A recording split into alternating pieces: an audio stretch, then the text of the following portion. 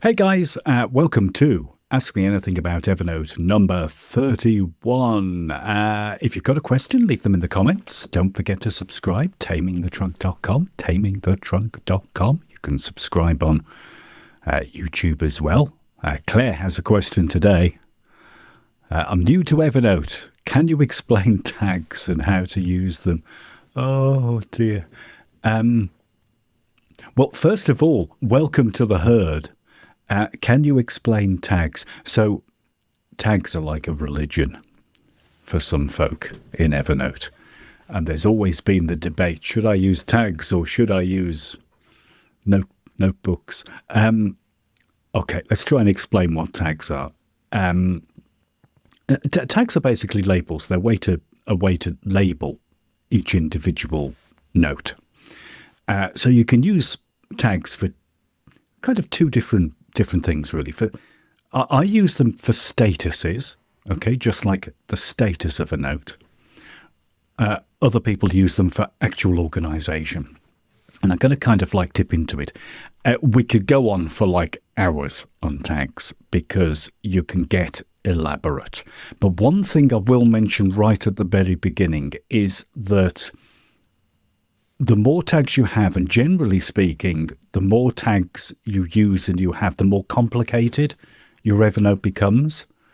I've seen folks with like 3, 4, 5, 6, 7,000 tags in their Evernote, and it's a little complicated. It gets a little complicated. You end up spending an awful lot of time organizing instead of kind of like, I suppose, doing, which is kind of like my perspective on things. But the whole idea of tags versus notebooks and things is a lot of it is down to how people's brains are wired. And I try and keep things simple. I'm not an overcomplicated type of person. So I don't use a lot of tags. So anyway, let's get into tags. Right. So on the left-hand side in the sidebar, you should see tags. If you don't see tags, they're behind the little more button here. I'm going to customize my sidebar, which you can do, and I'm going to make sure that tags show all the time, like so. So now in the sidebar, we have tags. When you click on tags, basically a little slidey out thing appears, and you can see your tags. You could also, like a little tree version thing here, whoops. So you can create new tags. Now, you can create a new tag over in the sidebar here, or you can just add a tag to a note. So let's say I want to record the status of this note. Okay, so this note is, say, pending. Okay. So you just type in the tag down the bottom, and it's pending. And we now have a pending tag in the sidebar, and it shows 1, because we've got one note with pending. Now I can add that tag to lots and lots of other notes, right, if I want to. So we could go to, I don't know, Project X, Z, Y, and go pending. Just have to type the first few characters, and we can add that tag to pending. So now we have 2 notes in pending. So when I click on my pending tag, I can see all the notes that are pending. So that's kind of like a really simple way to use tags, is for a status. I use it quite a lot. I've got like things like waiting for, if I'm waiting for somebody to get back to me about something, I've got a pending. I've also got a kind of like a ready to publish for kind of like little videos and articles and things, which I do, or reports and things like that, which I write for clients and stuff. So I've got like a ready to publish one as well. So I don't use a lot. I think I've got about 6 in total tags myself. But as I say, I just use these tags purely and simply for statuses, the status of a note. So I can see at what point in kind of like a project note is. Other people use tags for organization. So what you tend to find is that people who use tags for organization tend to have less notebooks. I have a lot of notebooks. Not a lot. I've got maybe about 110 notebooks, I think it is, in my main Evernote account. And And that's fine for me. That's how my brain works. No tags, like 6 tags, right? Other folks might have just one notebook or 2 or 3 notebooks. And then they would have all their kind of like notes thrown into almost like a big catch-all type of area, like almost like a big archive. And then the way they organize each individual note and the way they can find and search notes is through adding particular tags to the note. So let's go into my, what should we do? Should we go into, let's go into my main catch-all. So what I'm going to do is create a new note and pretend that this note is my Evernote invoice. May. Oh no, April, isn't it? Oh, good Lord. Yeah. April 2025. Okay, so pretend this is my Evernote invoice. So there's a bunch of different stuff that this note is about. The note is about Evernote. The note is an invoice. The note is from April and 2025. So what you could do, for example, if you wanted to kind of like organize these things, is you could add the tag Evernote. So basically, every piece of correspondence, every little thing, everything to do with Evernote that you get, right? All of your Evernote invoices or maybe other support communications with Evernote or anything like that could be tagged Evernote. So when you click on the Evernote tag in the site, you basically see everything to do with, whoops, there we go, done it properly. There you see everything to do with, which is tagged in Evernote. Okay. So let's go back to this note again here. So what we can also do is we can add another tag, right? And we can kind of like say, this is an invoice. Okay.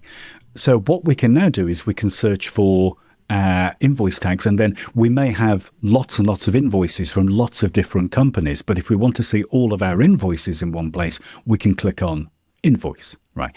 Maybe we want to throw in April, and maybe we want to throw in 2025. This is probably going to the extreme, to be honest with you. You probably wouldn't need quite so many of these tags, although I do see people tag things like this, to be fair. So we can search for everything in 2025. So what we can do when we search is we can kind of mix and match our tags together, so we can search for multiple tags. Okay, so let's go into my homepage so we can do kind of like a fresh search. So basically, let's search for Evernote. Okay, so Evernote, we search for, oops, hang on, I don't think I hit enter properly. Evernote, there we go. Evernote. So everything here is kind of Evernote.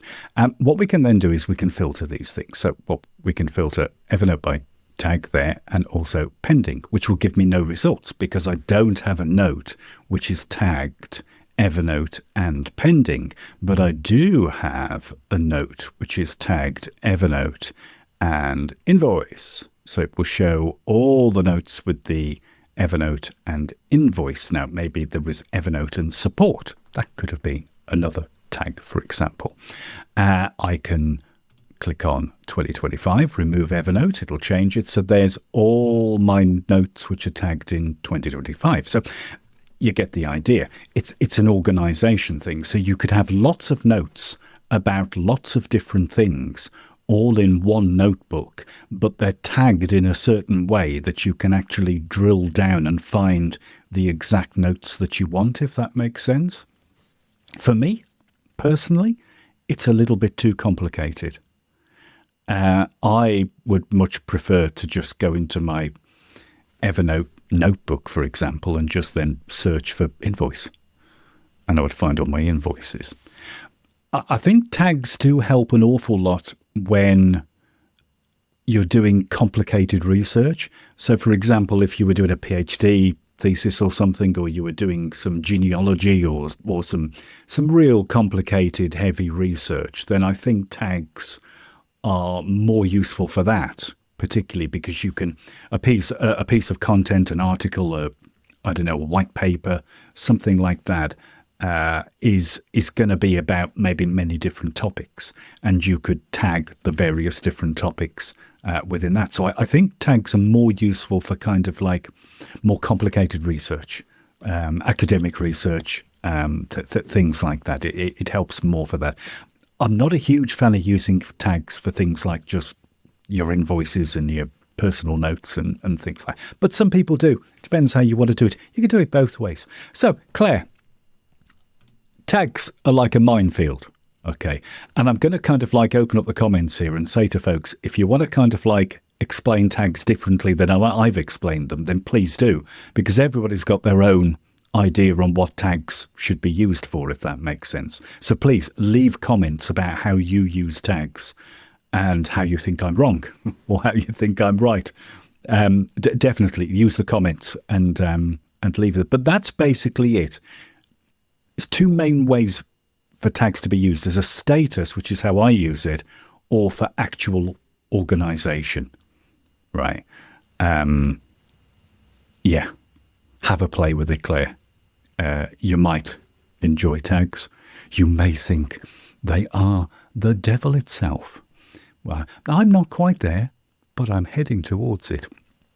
If you've got any questions, leave them in the comments. Don't forget to subscribe. Tamingthetrunk.com, tamingthetrunk.com. I could probably do 6 hours on tags. I'm not going to. Thanks for watching.